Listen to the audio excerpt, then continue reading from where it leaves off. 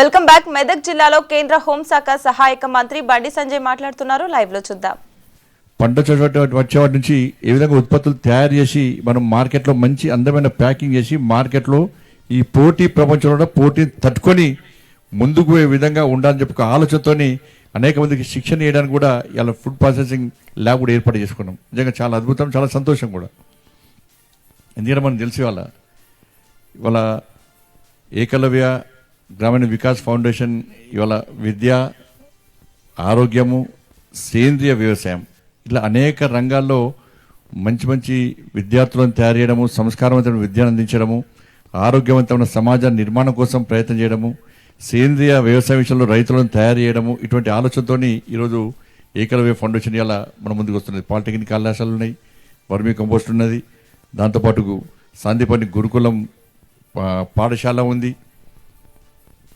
ఇట్లా అనేక విషయాల్లో వారు సమాజంలో అనేక మందిని తయారు చేసే ప్రయత్నం చేస్తున్నారు. ఇక కేవీకే గురించి ఇంతకుముందే మరి చెప్పారు. నిజంగా మెదక్ కేవీకే సంస్థకు నిజంగా హృదయపూర్వక అభినందనలు. ఎందుకంటే దాదాపు 200 గ్రామాలకు పైగా ఇవాళ 7 సైంటిస్టులు ఇక్కడ ఉండి పనిచేయడం అంటే మామూలు విషయం కాదు. వాళ్ళ భగవంతునికి భక్తునికి అనుసంధానం అగరబత్తి అంటారు, అంతేనా కాదా? రైతుకు వ్యవసాయానికి అనుబంధము కేవీకే.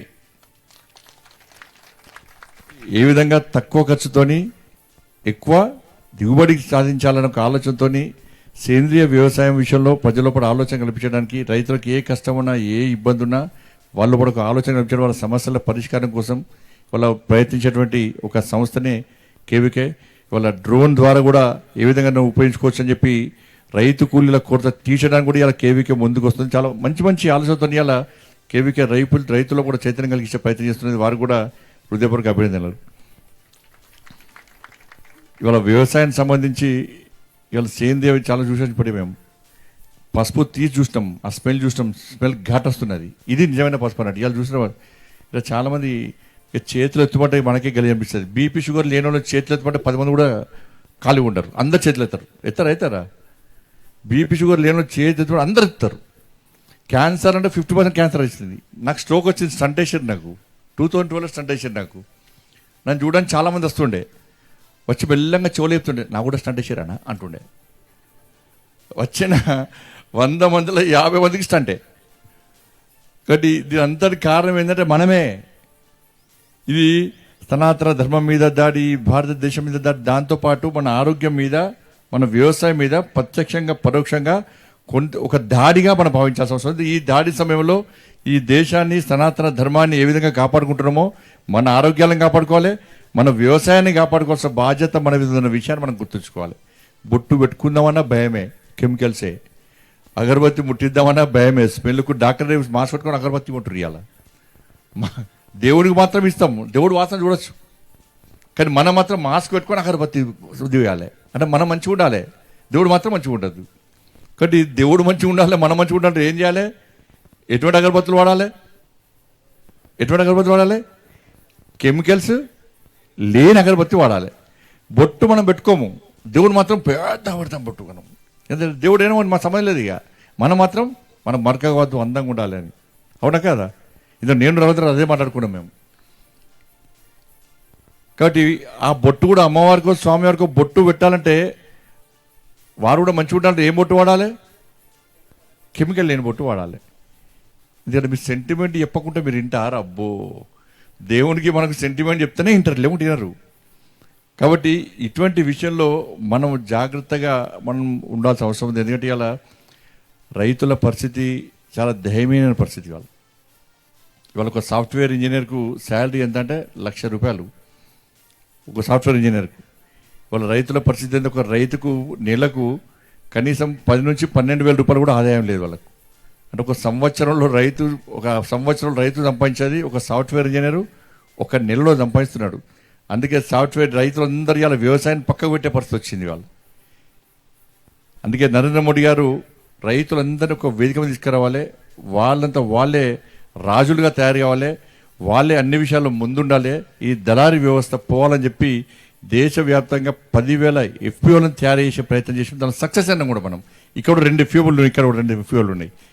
దాదాపు 7,000 కోట్ల రూపాయలు మనం దాన్ని ఖర్చు పెట్టాం మనం. 7,000 కోట్ల రూపాయలతోని 10,000 FPOలు మనం తయారు చేసినాం ఇవాళ.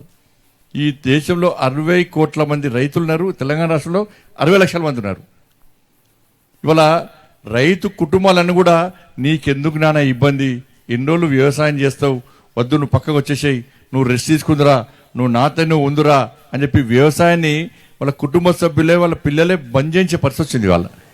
కాబట్టి ఇటువంటి పరిస్థితి రావద్దు. ఇవాళ రైతు బాగుంటేనే మనం బాగుంటాం. ఏదో ఉంటుంది శాస్త్రం ఉంది కదా, ఎద్దు ఏడ్చిన వ్యవసాయము, రైతు ఏడ్చిన రాజ్యం ఎప్పుడు బాగుపడదు చెప్పండి.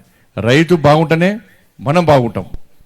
కాబట్టి ఇటువంటి సందర్భంలో ఇవాళ నరేంద్ర మోడీ గారి ప్రభుత్వం ఇవాళ రైతుల విషయంలో ప్రత్యేకంగా చొరవ చూపడి ఉన్న కూడా బడ్జెట్లో చూడండి 1,50,000 కోట్ల రూపాయలను పోయినసారి కంటే 5% అదనంగా ఈసారి రైతు సంక్షేమం కోసం ఇవాళ వ్యవసాయం కోసం ఇవాళ నరేంద్ర మోడీ ప్రభుత్వం అదనంగా బడ్జెట్ కేటాయించిందంటే అర్థం చేసుకోవాల్సిన అవసరం ఉంది. ఇవాళ సాయిల్ టెస్ట్ కానీ, కిసాన్ సమ్మాన్ నిధి కానీ, ఇలా కృషి సంచాయ యోజన కింద నీళ్లు కానీ, సాయిల్ హెల్త్ కార్డులు కానీ, ఇలా కిసాన్ క్రెడిట్ కార్డు కానీ, ఒక సంవత్సరానికి 1,00,000 రూపాయలు తీసుకుంటే సంవత్సరం తర్వాత కేవలం 1,04,000 రూపాయలు కడితే సరిపోతుంది, కేవలం పావుల వడ్డీ. ఇట్లా అనేక రైతుల కోసం అనేక సంక్షేమ పథకాలు, అనేక కార్యక్రమాలు ఇలా నరేంద్ర మోడీ ప్రభుత్వం చేస్తున్నది. ఎంఎస్పీ చూడండి, అప్పుడు ఎంత ఉండే, 2014 ఎంత ఉండే, ఇప్పుడు ఎంత ఉన్నది. కాబట్టి డబుల్ అయిపోయింది. రైతు ఆదాయాన్ని రెట్టింపు చేస్తున్నటువంటి మోడీ గారి యొక్క కళ ఇలా నెరవేరుతుంది ఇవాళ. కాబట్టి ఇట్లా అనేక విషయాల్లో ఇవాళ కేంద్ర ప్రభుత్వం ఈరోజు రైతులకు అండగా ఉండే ప్రయత్నం చేస్తున్నది. దానికి బాసటగా ఇలా కేవీకే కానీ, ఇలా ఏకలవ్య గ్రామీణ వికాస్ ఫౌండేషన్ లాంటి సంస్థలన్నీ కూడా మనకు అందుబాటులో ఉంటూ మన లోపల కొత్త కొత్త ఆలోచన కల్పిస్తూ ఇవాళ అనేక సైంటిస్టులను పట్టుకొచ్చి మనం కూడా తయారు చేసే ప్రయత్నం. ఇవాళ మనం కూడా రాబోయే తరాలకు ఒక స్ఫూర్తి ప్రాధాన్యత ఉండాలని చెప్పి వాళ్ళకు అన్ని ఆలోచన కల్పించే విధంగా వాళ్ళు కూడా సేంద్రియ వ్యవసాయానికి అనుగుణంగా వాళ్ళ ఆలోచనలు వచ్చే విధంగా రైతు సైంటిస్ట్, రైతు సాఫ్ట్వేర్ ఇంజనీర్ కాదు, సాఫ్ట్వేర్ ఇంజనీర్ వచ్చి రైతు కావాలని చెప్పి ఒక ఆలోచన కల్పించినటువంటి సమాజ నిర్మాణాన్ని తయారు చేసే విధంగా ఈరోజు మనం ఈ సంస్థలు ప్రయత్నం చేస్తున్నాయి. కాబట్టి ఈరోజు ఇంత మంచి కార్యక్రమానికి రావడం చాలా సంతోషం. మీరందరూ కూడా ఏదైతే ఆలోచనతో, ఒక ఆశయంతో, ఒక లక్ష్యంతో